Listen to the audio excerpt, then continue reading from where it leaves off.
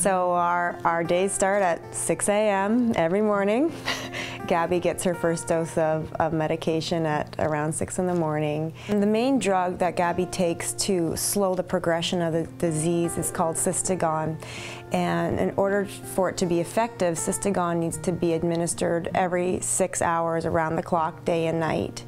And if we miss it by, at all, then there's more organ damage and tissue damage and cell damage that happens. We mix it with Carnation Instant Breakfast because Cystigon was originally formulated a long time ago by pharma companies to create ulcers.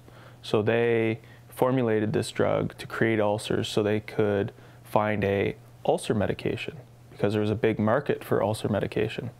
It just so happens that the byproduct of what this drug does is it changes molecularly the cysteine into lysine type molecule and transports out of the cell. So that's one of the medications that she takes. Our life is ruled by the clock right now. We're always like, what time is it? And there'll be BlackBerry alarms going off, and you don't want to forget, or you don't want to sleep through the night, or you don't want to sleep through your alarms. 15 minutes after that 6 a.m. is the second medication. Can I spell your name? D-A-B-R-I-E-L-L-E.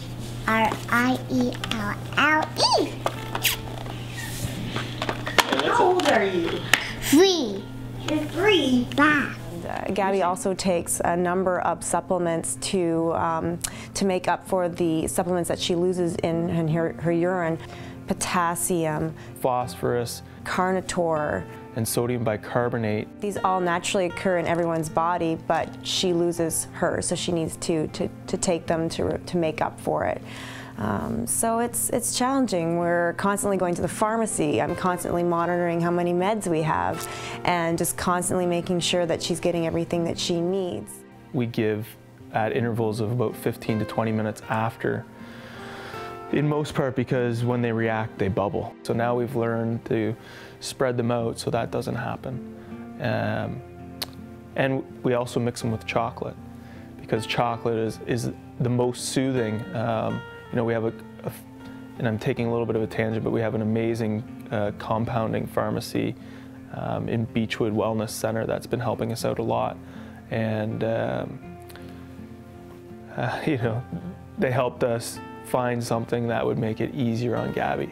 So the chocolate is very soothing for her when it goes down, and she has this thing for chocolate.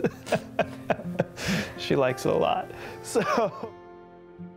And then we have breakfast, and we try to fill our days with activities. She goes to school 2 days a week, or we try to go see musicians, or we go to music class. But we're always thinking about medicine. Whenever I go out, we have to pack up all of our vitamins. We call them vitamins just so they don't see. So we try to make it normal for her. So vitamins seem to be, we don't want her to feel like she's sick. We want her to believe that she's not. We're all happy because we're wagging our tails. We're at the Kitchener Market, wagging our tails. We're all happy because we're wagging our tails. Wiggle, waggle, wiggle, waggle, wiggle, wiggle, wiggle, waggle, wiggle, waggle, wiggle, wiggle, waggle, wiggle, waggle.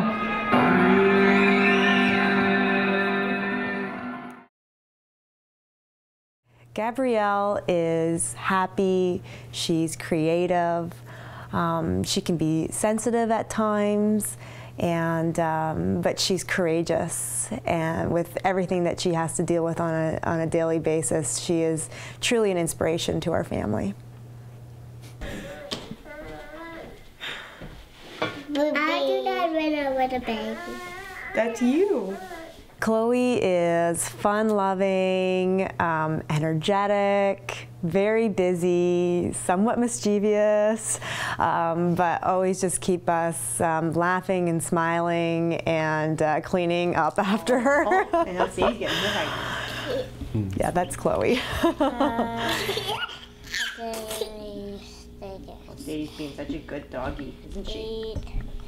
And her little personality is something that makes us all smile and laugh, including Gabby. So it's kind of that stress reliever in our life is Chloe. Yeah, that's true. We always have to think about when's her next medication, and so if we go out to music class, or if we go out anywhere really, you know, we're constantly packing up all these syringes and all of her medications and vitamins, as we call it, and snacks, but you know, she does eat really well. I mean, Gabby is best case scenario for a child with cystinosis. Trying to balance being a strength in the family and then being strong at work is unforgiving. There's nowhere, there's no outlet, there's no time to be weak at all. Oh, we do have it really good. I mean, we there's really kids do. out there though that have throw up every day. Have oftentimes children with cystinosis, they don't eat very much, and the first symptom is delayed growth and not growing. But we've been very blessed that Gabby has always ate very well and has continued to grow without such things as growth hormone at this point in time. So we're very thankful to God for that. I believe it's God that's looking after her. That happens, that specific, I guess, schedule of medicine and vitamins happens 3 times a day.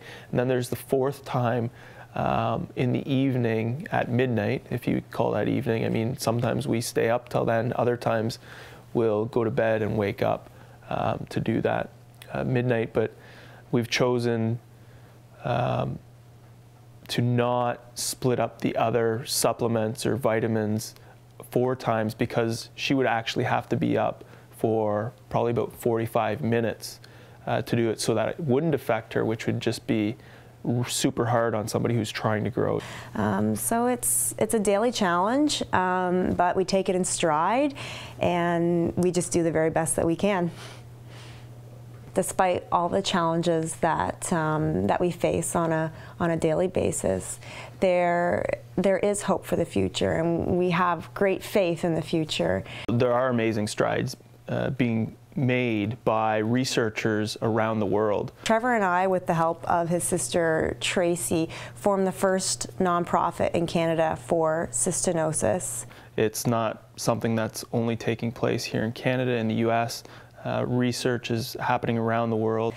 And the money that we raise in Canada goes to support cystinosis research. The strides that are being made are going to allow Gabrielle and all the kids with this disease around the world to someday have and lead normal lives. They are going to reverse this, and it is only a matter of time. They've reversed it in a mouse model, and we need the help of every community across Canada to be able to take it to the next level where they'll do it in humans, and it is possible, and it will happen. You know, we really feel just so blessed to have so many people, family, friends, strangers, who have so freely and generously given of themselves, of their time, of their resources. It's just very humbling for us to be on the receiving end of that.